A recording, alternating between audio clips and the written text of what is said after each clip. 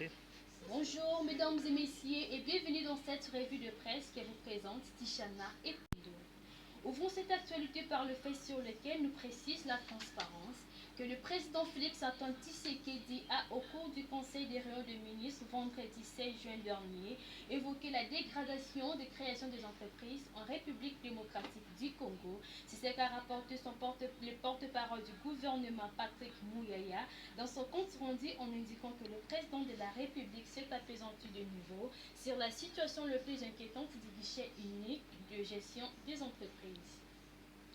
Le Congo Nouveau nous clarifie que le président du parti d'opposition Convention chrétienne pour la démocratie, Lissanga Bonganga, annonce l'organisation de meetings populaires dites de clarification ce vendredi 23 juin au terrain MEF de la commune de Lumba. Dans une correspondance adressée au gouverneur de Kinshasa, ces candidats déclarés à la présidentielle précisent que cette manifestation s'inscrit dans le cadre de la tenue des élections générales prévues en décembre prochain.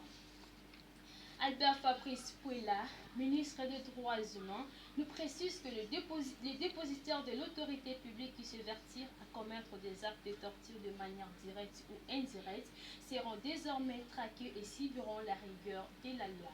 C'était lors d'une occasion de la Journée internationale pour le soutien aux victimes de la torture, célébrée le 26 juin de chaque année.